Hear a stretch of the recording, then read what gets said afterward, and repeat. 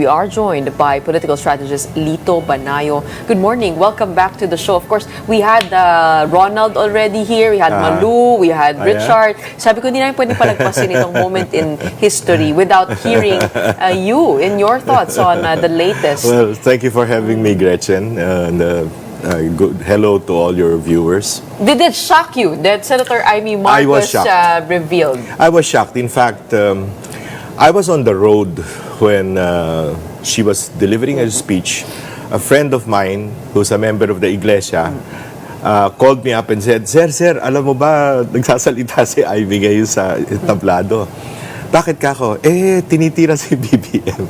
So, I didn't but I was already near the house, so I watched it. And then I got the snippets of it.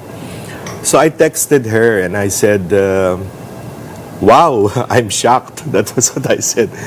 And she didn't answer until about siguro mga 1 hour after, more or less. Siguro yung umalis na siya dun sa Iglesia ni Cristo rally. And she said, I just had to get it off my chest. So that was her answer. From that point, I didn't talk to her.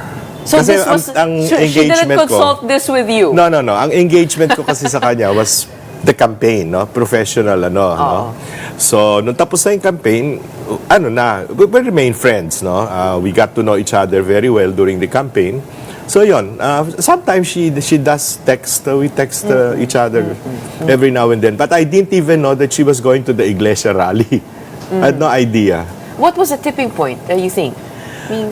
Well, I knew for a fact that even her staff during the campaign, I mean, I'm talking of the old staff, the ones that she brought from Ilocos Norte, yung mga panahon pa raw ni Presidente Ferdinand Marcos Sr., nasa kanila na. They were all saying na what she said, more or less, no? There was something, that the President was using drugs. No? But on a professional basis, I didn't want to talk with Senator Imee about those things because very personal nga, and it has no bearing with the campaign as far as I was concerned. In fact, as early as the inauguration or the proclamation rally of the Alyansa, no, of which she was a part before, no, she didn't want to go there to Laoag. I was the one who insisted, together with some of the staff, na you have to be there. Kasi Ilocana ka, hometown mo, governor ang anak mo at that time, di ba? You have to be there.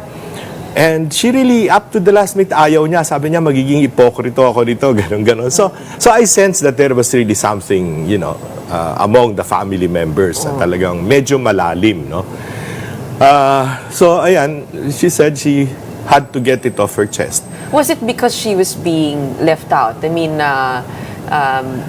in the halls of power, sabi kasi, hindi niya kasundo sa First Lady. According to her and her staff, her close-in staff, she's never been to Malacanang since the President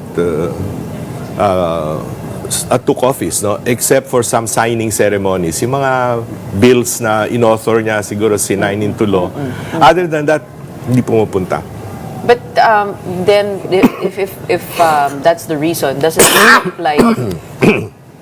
it look like a matter of personal, more of a personal interest sa kanya yun, rather than scolding the younger brother about his drug use? No, she...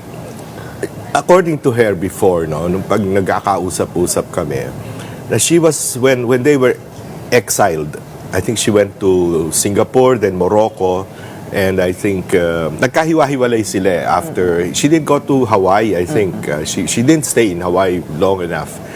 And when her father died, she was parang the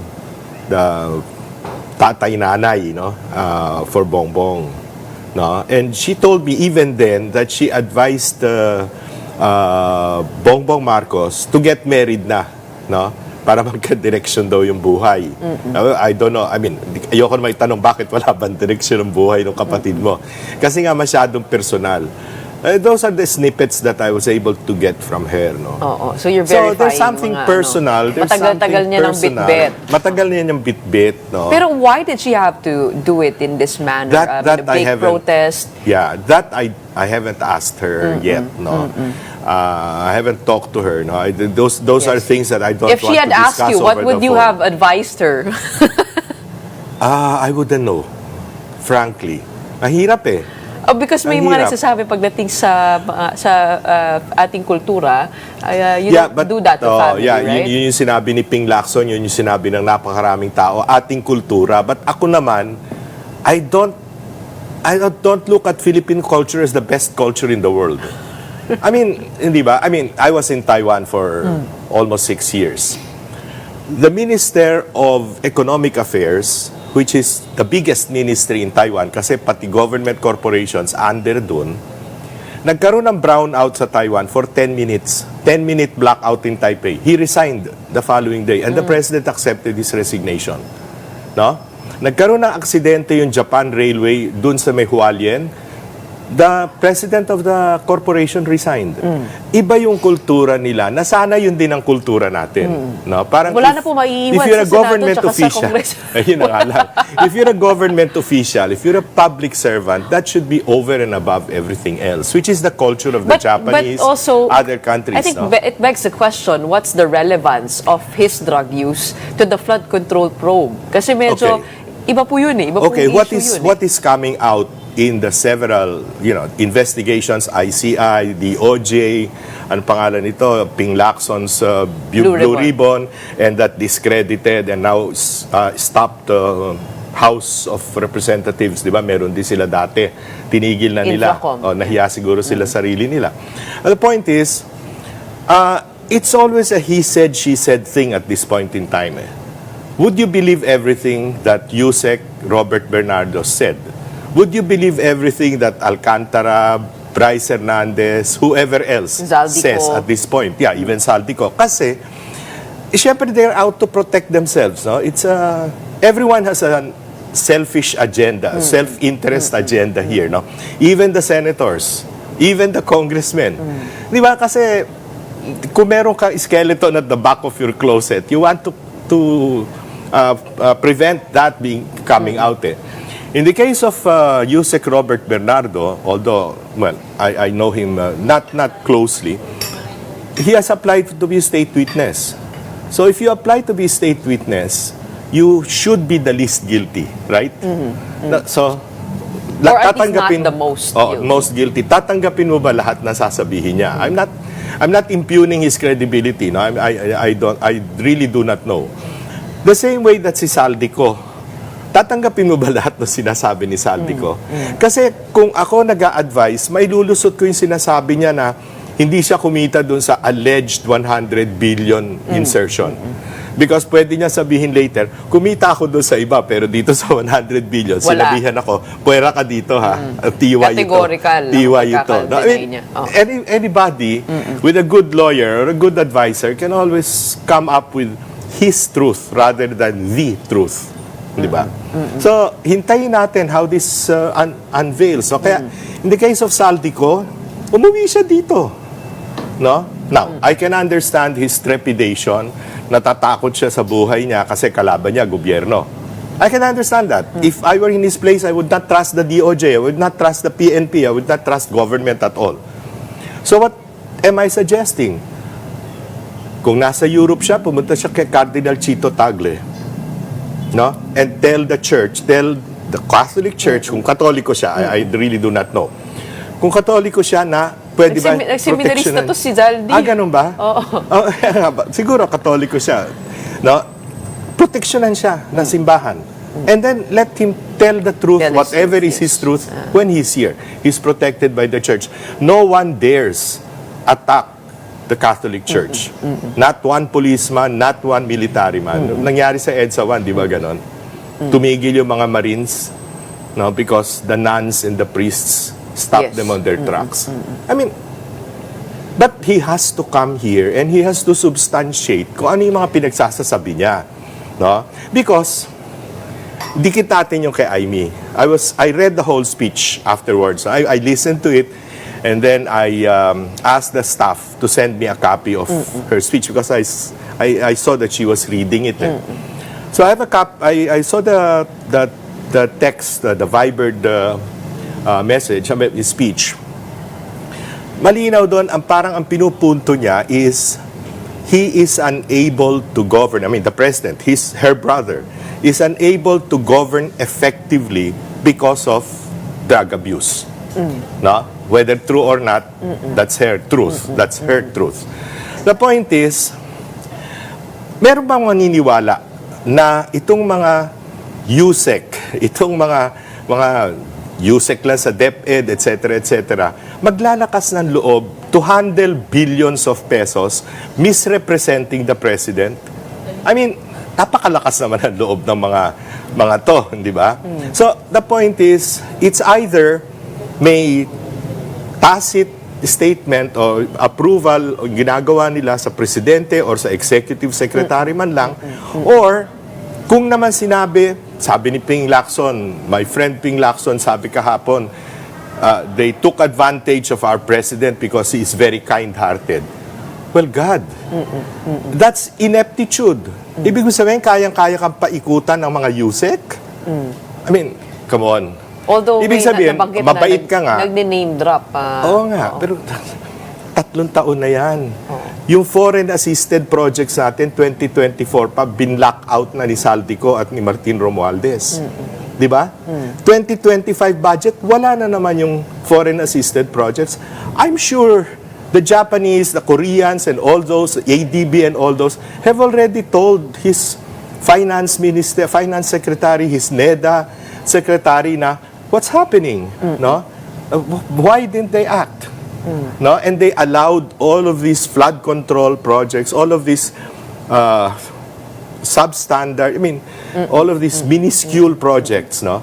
Instead of the big ticket items by in our command budget. responsibility, the president does have accountability here. But what would it take for the Marcos administration to turn all of this around? I mean, it's affected our economy.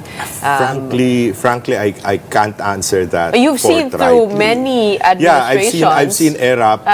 This comparing to what happened in the past. Yung kay ERAP, nung lumabas yung kay Chavit, there was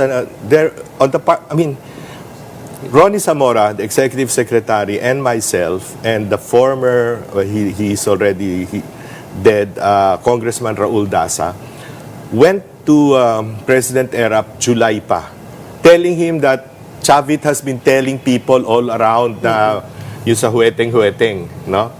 But he didn't, kuminsan, feeling niya, wala namang everything has to be proved beyond reasonable doubt.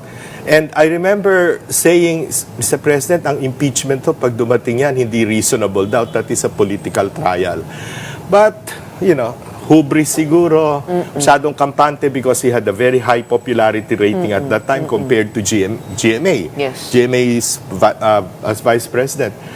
But then, things unravel, you make mistakes along the way, like the second envelope, and wham, no? Yung kay Chavit, in fact, hindi pera na tao yun eh. Pera na sugarol yun eh. Diba? Pero That's dito, not public funds, that's na, not in the budget. Credible yung possibility ng withdrawal of support? Medyo wala yes po. or no?